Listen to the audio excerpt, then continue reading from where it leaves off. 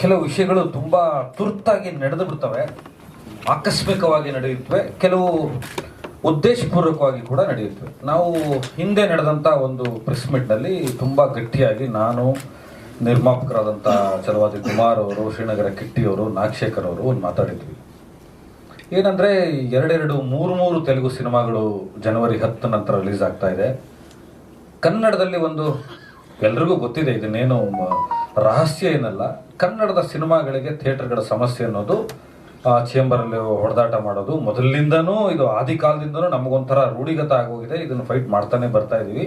ಆದರೂ ಕೂಡ ಇದು ಅಪ್ಪಟ ಕನ್ನಡದ ಒಂದು ಸಿನಿಮಾಗೆ ನಾವೆಲ್ಲರೂ ಕನ್ನಡಿಗರು ಸೇರಿ ಒಂದು ಥಿಯೇಟರ್ಗಳನ್ನು ತಗೊಳ್ತೀವಿ, ಚಿತ್ರರಂಗ ಬಿಡೋದಿಲ್ಲ, ಏನೇ ಮಾಫಿಯಾ ಬಂದರೂ ಬಿಡಲ್ಲ ಅಂದಾಗ ಕೆಲವು ಕಾಣದ ಕೈಗಳು ತೆಲುಗು ಮತ್ತು ಕರ್ನಾಟಕಕ್ಕೆ ಓಡಾಡುವಂಥ ಕೈಗಳಿಗೆ ಥಿಯೇಟರ್ಗಳು ಬೇಕಾಗಿತ್ತು.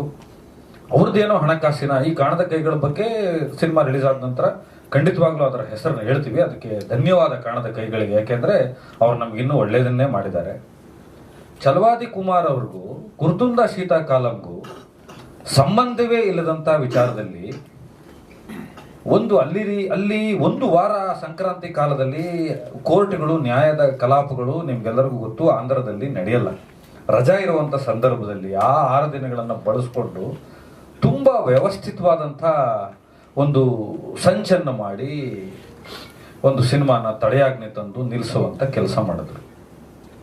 ನಾನು ಗುರ್ತುಂದ ಶೀತಕಾಲಂ ಕಾಲಘಟ್ಟದಿಂದನೂ ನಾಗಶೇಖರ್ ಅವ್ರ ಜೊತೆ ಒಡನಾಟ ಇಟ್ಕೊಂಡಿದ್ದೀನಿ, ಓಡಾಡ್ತಾ ಇದ್ದೀವಿ. ಅದರ ಪಬ್ಲಿಸಿಟಿಗೆ ಹೋಗಿದ್ದೆ, ಅದರ ರಿಲೀಸ್ಗೆ ಹೋಗಿದ್ದೆ, ಅದರ ಕೊನೆ ಹಂತದ ಚಿತ್ರೀಕರಣದಲ್ಲಿ ಪಾಲ್ಗೊಂಡಿದ್ದೆ.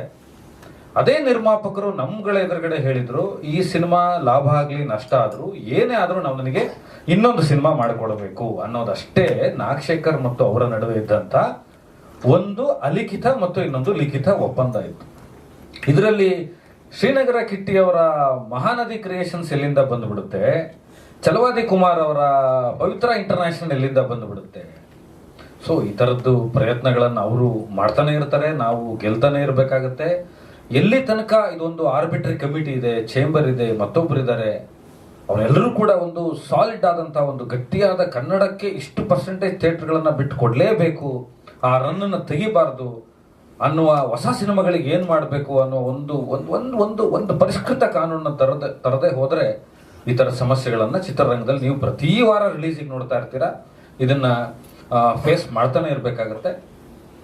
ನಾವು ಇನ್ನೊಂದಷ್ಟು ಜನರ ಹತ್ರಕ್ಕೆ, ಇನ್ನೊಂದಷ್ಟು ಗಟ್ಟಿಯಾಗಿ ಜನರ ಹತ್ರಕ್ಕೆ ಹೋಗೋದಕ್ಕೆ ಇದು ಸಹಾಯ ಆಯಿತು ಅಂತಾನೆ ಹೇಳ್ಬೋದು. ಯಾಕೆಂದರೆ ಯಾವುದೇ ಕಲ್ಲು ಹೆಸರು ಅದನ್ನು ಹಿಡ್ಕೊಂಡು ಮನೆ ಕಟ್ಟುವಂಥ ಮತ್ತು ವಿಗ್ರಹಗಳನ್ನು ಕೆತ್ತಿ ಪ್ರತಿಷ್ಠಾಪನೆ ಮಾಡಿ ದೇವರು ಮಾಡುವಂಥ ರೂಢಿ ನಮಗೆಲ್ಲರಿಗೂ ಆಲ್ರೆಡಿ ಇದೆ. ಅದಕ್ಕೆಲ್ಲ ಹೆದರದಿರಲಿಲ್ಲ. ಬಟ್ ನಮಗೊಂದು ಟಿಪ್ ಇತ್ತು, ಅಥವಾ ಅದಕ್ಕೇನಂತಾರೆ ಒಂದು ಸೂಚನೆ ಇತ್ತು, ಈ ಥರದ್ದೇನೋ ಒಂದು ನಾವು ಯಾವಾಗ ಥಿಯೇಟರ್ ಸೆಟಪ್ಗಳ ಬಗ್ಗೆ ಮಾತಾಡ್ತೀವಿ, ಗಟ್ಟಿಯಾಗಿ ಧ್ವನಿ ಎತ್ತುತ್ತೀವಿ, ಈ ಡಿಸ್ಟ್ರಿಕ್ಟ್ ಸೆಂಟರ್ಗಳಲ್ಲಿ ಇದೇ ಥರದ ಥಿಯೇಟರ್ ಬೇಕು, ಗಡಿನಾಡ ಭಾಗದಲ್ಲಿ ಹೀಗೆ ಮಾಡ್ತೀವಿ, ಹೈದರಾಬಾದ್ ಕರ್ನಾಟಕ ಹೀಗೆ ಮಾಡ್ತೀವಿ, ಮುಂಬೈ ಕರ್ನಾಟಕ ಹೀಗೆ ಮಾಡ್ತೀವಿ ಅಂದಾಗ ಅದೊಂದು ಸೂಚನೆ ಇತ್ತು. ಆದರೆ ಅದು ಇಷ್ಟು ಸಬಲವಾಗಿ ಮಾಡ್ತಾರೆ ಅಂತ ಅನ್ಕೊಂಡಿರಲಿಲ್ಲ. ನ್ಯಾಯಾಲಯಕ್ಕೆ ವಿಶೇಷವಾದಂಥ ಕೃತಜ್ಞತೆಗಳನ್ನು ಇಲ್ಲಿ ಹೇಳಬೇಕು. ದೇಶದ ಕಾನೂನು ಸರಿಯಾದವರ ಪರ ಇರುತ್ತೆ ಅನ್ನೋದಕ್ಕೆ ಇದು ಮತ್ತೊಂದು ಉದಾಹರಣೆ. ಸಂವಿಧಾನಕ್ಕೆ ನಾವು ಗೌರವಿಸ್ತಾ ಈಗ ತಾರೀಖನ್ನು ಮುಂದೆ ಯಾವಾಗ ಬರುತ್ತೆ ಅನ್ನೋದನ್ನ ನಿರ್ಮಾಪಕರು ಹೇಳ್ತಾರೆ, ಈ ಕೋರ್ಟ್ ಪ್ರೊಸೀಜರ್ ಏನಾಯಿತು ಅಂತ ಹೇಳ್ತಾರೆ.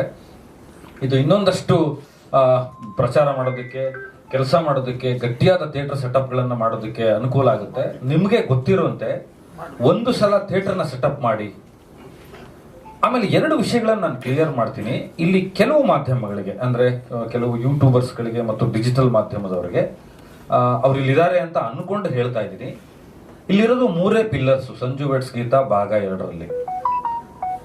ಒಂದು ನಾಗಶೇಖರ್ ಅವರು, ಛಲವಾದಿ ಕುಮಾರ್ ಅವರು, ನಾಯಕ ನಟರಾದಂಥ ಶ್ರೀನಗರ ಕಿಟ್ಟಿಯವರು. ಇದರ ಹಣಕಾಸಿನ ವ್ಯವಹಾರ ಮತ್ತು ಇನ್ನೊಂದು ಏನಾದರೂ ಇದ್ರೆ ಅವರು 3 ಜನಕ್ಕೆ ಮಾತ್ರ ಸಂಬಂಧಿಸಿದ್ದು.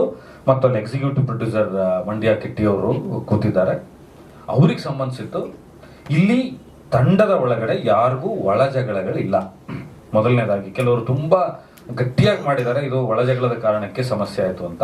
ಒಳ ಜಗಳಗಳಿದ್ದಿದ್ರೆ ರಿಲೀಸ್ ಟೈಮಲ್ಲಿ ಯಾರೋ ಹಿಂಗೆ ಕೂತ್ಕೋತಾ ಇರಲಿಲ್ಲ ಒಟ್ಟಿಗೆ. ಸಿನಿಮಾ ರಿಲೀಸ್ಗೆ ಇಷ್ಟು ತೊಂದರೆ ಆದರೂ ಕೂಡ ಗಟ್ಟಿಯಾಗಿ ನಿಂತ್ಕೊಳ್ತಾ ಇರಲಿಲ್ಲ. 2ನೇದು, ಬೇರೆ ಯಾವುದೋ ಫೈನಾನ್ಸ್ ಪ್ರಾಬ್ಲಮ್ ಇತ್ತು, ಇನ್ನೊಂದು ಪ್ರಾಬ್ಲಮ್ ಇತ್ತು. ಕೆಲವರೆಲ್ಲ ಹೇಳಿದ್ದಾರೆ ಇದು ಇಷ್ಟು ಕೋಟಿಯ ಸಿನಿಮಾ, ಬಜೆಟ್ ನೋಡಿದ್ರಂತ ನೀವು, ನಮ್ಮ ಖರ್ಚು ವೆಚ್ಚಗಳನ್ನು ನೋಡಿದೀರಾ? ಆ ತಂಡಕ್ಕೆ ಮಾತ್ರ ಗೊತ್ತಿರುತ್ತೆ ಎಷ್ಟು ಕಷ್ಟಪಟ್ಟಿರ್ತೀವಿ, ಎಲ್ಲಿಂದ ಸಾಲ ತಂದಿರ್ತೀವಿ, ಯಾರ್ಯಾರಿಗೆ ಪೇಮೆಂಟ್ ಹೋಗಿರಲ್ಲ. ರಿಲೀಸಿಗೆ ಬಂದು ಕಾಪಿ ತೆಗಿಬೇಕಾದ್ರೆ ನನ್ನಿಂದ ಹಿಡಿದು ಎಲ್ಲರದು NOC ಆಗಿರ್ಬೇಕಲ್ವಾ, DOP ಸೈನ್ ಆಗಿರ್ಬೇಕಲ್ವಾ? ಆ ಥರದ್ದೇನು ತೊಂದರೆ ಇಲ್ಲ. ಅದನ್ನ ದಯವಿಟ್ಟು ಸುಳ್ಳು ಸುದ್ದಿಗಳನ್ನು ಹಬ್ಬಿಸಬೇಡಿ. ಕನ್ನಡದ ಚಿತ್ರರಂಗಕ್ಕೆ ತೆಲುಗರ ಸಿನಿಮಾಗಳನ್ನ, ನಾನು ತೆಲುಗು ಚಿತ್ರರಂಗನ ಕೂಡ ದೂರ್ತಾ ಇಲ್ಲ, ಇದು ಎರಡರ ನಡುವೆ ಇರ್ತಕ್ಕಂಥವ್ರು ಕೆಲವೊಂದು ಅವಕಾಶಗಳನ್ನು ಬಳಸ್ಕೊಂಡು ಈ ಥರದ್ದು ದುರ್ಘಟನೆಗಳನ್ನು ಮಾಡಿದಾಗ, ಎಡವಟ್ಟುಗಳನ್ನು ಮಾಡಿದಾಗ ಸಪೋರ್ಟ್ ಮಾಡಿ ಕನ್ನಡ ಚಿತ್ರರಂಗಕ್ಕೆ ಅಂತ ನಿಮ್ಮಲ್ಲಿ ಕೇಳ್ಕೊತೀನಿ. ಸದ್ಯದಲ್ಲೇ ಸಿನಿಮಾ ರಿಲೀಸ್ ಆಗುತ್ತೆ. ಇನ್ನೊಂದಷ್ಟು ಪ್ರಚಾರ ಭರಾಟೆಯಿಂದ ನಡೆಯುತ್ತೆ. ಆಲ್ರೆಡಿ ಕಾಪಿ ತೆಗೆದಾಗಿದೆ, ಕ್ಯೂಬ್ಗೆ ಅಪ್ಲೋಡ್ ಆಗಾಗಿತ್ತು. ನಿಮಗೆ ಸವಾಲುಗಳು ಹೆಂಗೆ ಬರುತ್ತೆ ಒಂದು ಸಿನಿಮಾಗೆ ಅಂದರೆ, ಈಗ ಮತ್ತೆ ಥಿಯೇಟರ್ ಸೆಟಪ್ ಮಾಡಬೇಕು. ಈಗ 3 ತೆಲುಗು ಸಿನಿಮಾ ಇದೆ, ಕನ್ನಡದ ಸಿನಿಮಾಗಳು ಕೂಡ ಹಲವಾರು ಬಿಡುಗಡೆ ಆಗ್ತಾ ಇದೆ. ಅವೆಲ್ಲರಿಗೂ ಅಭಿನಂದನೆಗಳು. ಎಲ್ಲಕ್ಕೂ ಒಳ್ಳೇದಾಗಬೇಕು, ಎಲ್ಲ ಸಿನಿಮಾಗಳಿಗೂ ಒಳ್ಳೇದಾಗಬೇಕು. ಮತ್ತೆ ಥಿಯೇಟರ್ ಸೆಟಪ್ ಮಾಡಬೇಕು, ಮತ್ತೆ ಆ ರನ್ನನ್ನು ನೋಡಬೇಕು, ಮತ್ತೆ ಬಿಸ್ನೆಸ್ನ ನೋಡಬೇಕು, ಮತ್ತೆ ಕ್ಯೂಬ್ ಅಪ್ಲೋಡ್ ಮಾಡಬೇಕು, ಎಲ್ಲ ಕಡೆಯಿಂದ ಆಗಬೇಕು. ಇದು ನಿರ್ಮಾಪಕರಿಗೆ ಹೊಣೆ, ನಿರ್ದೇಶಕರಿಗೆ ಹೊಣೆ, ನಾಯಕ ನಟರಿಗೆ ಹೊಣೆ, ಅದರಲ್ಲಿ ಕೆಲಸ ಮಾಡೋ ಕಲಾವಿದರಿಗೆ ಹಿನ್ನಡೆ ಆಗುತ್ತೆ. ಇದೆಲ್ಲವನ್ನು ಸೂಕ್ಷ್ಮವಾಗಿ ಅರ್ಥ ಮಾಡಿಕೊಂಡು ನಿಮ್ಮ ಬೆಂಬಲ ಇರಲಿ.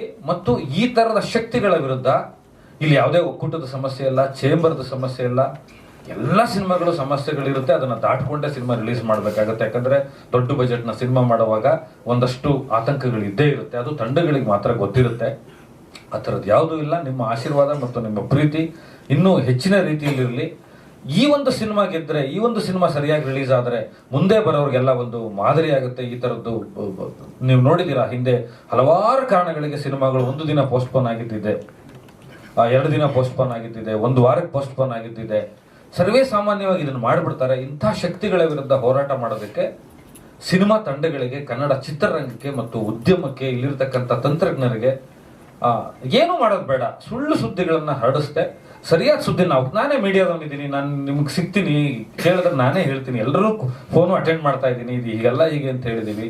ಆ ಕಾಪಿಗಳನ್ನು ಕೂಡ ಯಾರಾದರೂ ಕೇಳಿದ್ರೆ ಕಳಿಸ್ಕೊಡ್ಬೋದಿತ್ತು. ಈಗಲೂ ಕೂಡ ಡೈರೆಕ್ಟರ್ ಕಾಪಿ ತಂದಿದ್ದಾರೆ, ಅದನ್ನು ನೀವು ನೋಡ್ಬೋದು, ಪಬ್ಲಿಷ್ ಮಾಡ್ಬೋದು. ನಿಮ್ಮ ಪ್ರೀತಿ ಇರಲಿ ಅಂತ ಕೇಳ್ಕೊತೀನಿ.